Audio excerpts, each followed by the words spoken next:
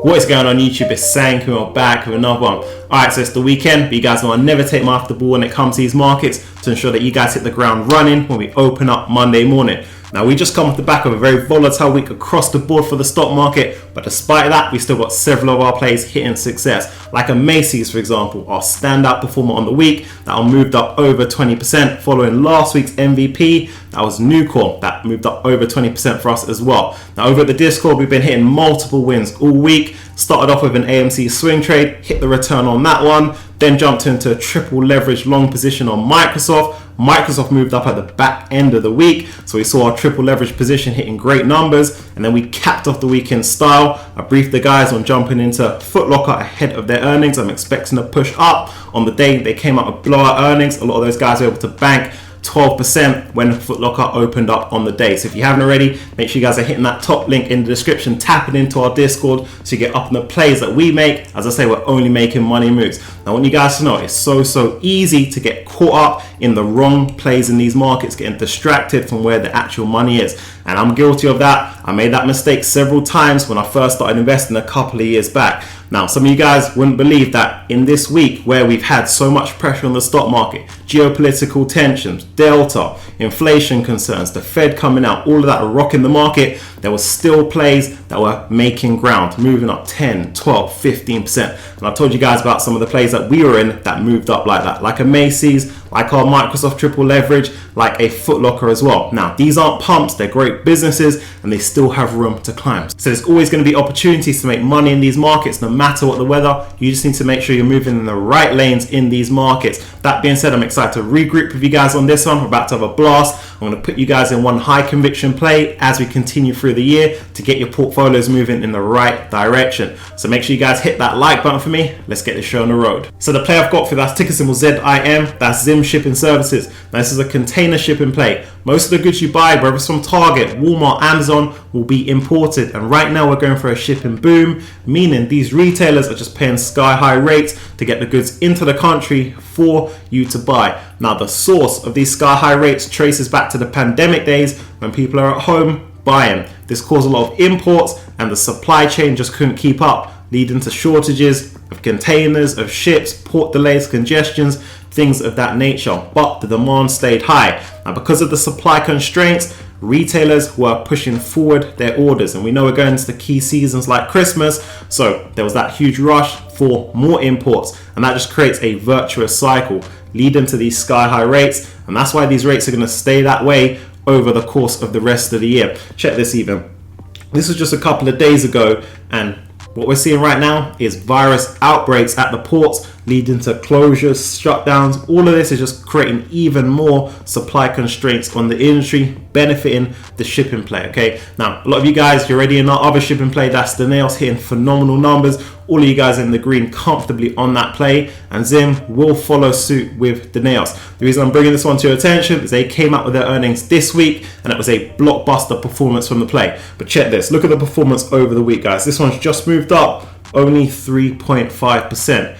And they're still under that 52-week high, which clocked in at just under $50, because right now they're standing $46. So we know the market is overlooking, underappreciating this play right now, given the strong numbers they post up. And as I say, we always capitalize on these opportunities.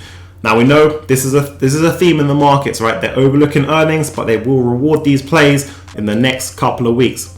We've seen it with the financials plays. We've seen it with the Nails itself. That was a play that after earnings it was $67. Right now that's a $77 play. So it's only a couple of weeks time, we'll see this one start to get on the move. That being said, this one should have no problem over the next 2 weeks claiming the all-time high territory, getting into the 50s, and then they will climb into the mid 50s after that. Now, I expect between the mid 50s and the 60s for them to be a bit of a pullback, which will act as a second entry point after this one. Okay, this is a phenomenal play. Now, most of the time when you guys drop tickers down in the comment section for me to look at, you guys are talking about really speculative plays, don't make revenue, they're trying to revolutionize an industry, very early stage, high risk. Guys, to win in this market, you don't even need to be looking at those types of plays, because there's tons of quality plays, proven business models, good fundamentals that the market is overlooking, and we could just capitalize on that time and time again.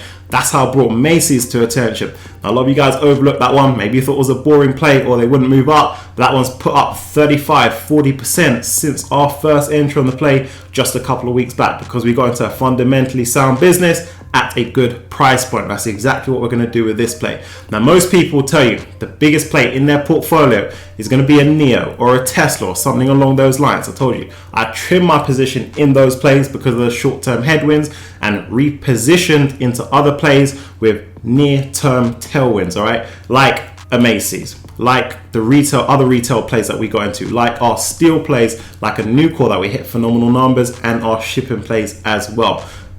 The shipping play, I want you guys to know, the shipping plays in my portfolio take up the lion's share of my portfolio right now. These are some of the strongest players in the entire game. As I say, they're just operating in a universe of their own. We've already hit phenomenal numbers in the nails, and the market is still underlooking that play. That one is still below their 52-week high, okay? Once they claim that territory, there's even more upside over the next couple of quarters, and they'll continue to post up blockbuster performances. That's what I say, when you guys moving in the right lanes. As you know, over here, we play the game differently.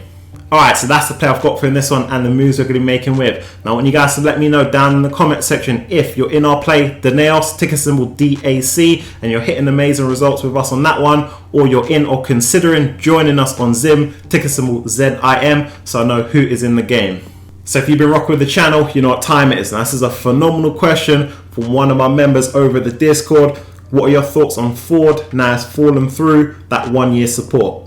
Alright, so check this. Ford is a play that I put you guys in at the beginning of the week when they're trading at that 1-year line of support. I said that's a good time to start easing into the play, making first entry. Now, what's transpired over the week, you know, it's been a volatile one across the board in these markets, is they've gone ahead and broken that key line of support and they've dropped down. So it's got a lot of you guys wondering, what should you do with Ford? Should you continue buying? Now, when you guys know, anytime any of your plays break key support, start disobeying the technicals, you want to take your hands off the wall at that point. Just let the play start doing some price discovery. They might settle at a lower point. Now, doing that will avoid you guys catching a falling knife. And then what you do is you just focus on other plays that are obeying technicals, moving more like clockwork. Like a Danaos, for example, like a ZIM that I've spoken to you guys about in this drop. They're comfortably obeying the technicals in a very volatile market, okay? They're moving upwards in their ranges as we would continue to expect. So those are good plays to buy because they will give you near-term results. Then what you could do is you could check back, flick back to these other plays which are still good. Ford long term is a good play. They've got a lot of good things going for them to see where the price is at, okay? Or when they start getting back up to those technicals, when it starts getting back up to that 1-year mark, then you can resume buying, making entry on the play. That's the safest way to play the game, okay? Alright guys, so that wraps up for this one. If you've got any questions for me, drop them down below and I get back to you, or hop into our Discord. We can have a more in-depth conversation over there. Now, over the weekend, I'm coming with the heat to ensure we continue that momentum and hit the ground running Monday morning. So if you're new, join the movement, and I'll catch you guys on the next one.